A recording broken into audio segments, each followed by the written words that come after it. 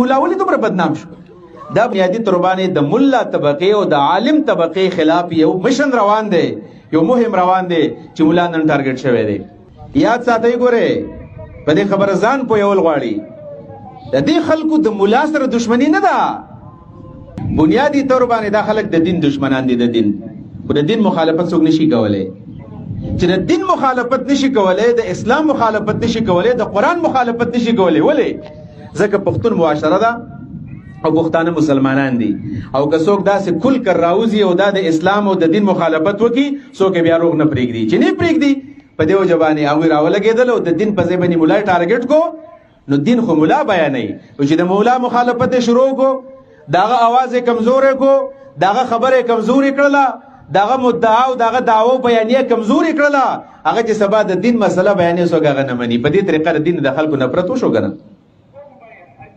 دا ګوره ډېره حساسه خبر دی عزتمندو. موږ په دې بیان باندې ستړي شو، خو د چا ذهن کې دا خبر موږ ورانه چوله. ګورې او تاسو ته بله ما په دې جمعه کې دا خبره کړې وه چې ما ته یو کس ویلو چې په دې بولیر کې اتېر ورځ باندې موږ یو 9 کسان ناستو، خبرې م کولې.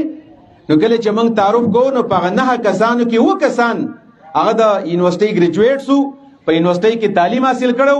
په 9 کسانو کې 7 کسانو خپل دین پرېښه او هغوی ویل چې الله الله موږ نه منو. دا زمونږ د دې پښتنو د دې بونیر د علاقې خلک دی. د یو کالج نه او د یو یونیورسټۍ نه په یو کلي کې 7 کسان دا دهریانو ځي.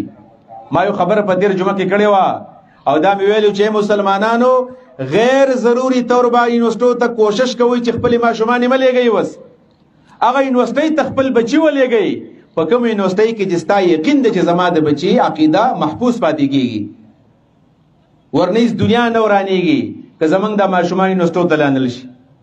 دا چېرته ونه وایي چې دا مولانا صاحب چېرته د یونیورسټۍ د تعلیم خلاف نه یم. خلاف د یونیورسټۍ د تعلیم زه خلاف نه یم، د کالج تعلیم خلاف نه یم، خو نن د کالج د یونیورسټۍ د مینځ د کوم اواز راوچتېږي دغه اواز خلاف یم. زموږ معاشره دننه کوکلا کړله، هغې ختمه کړله. نن د عباداتو چاته اندازه نشته دی.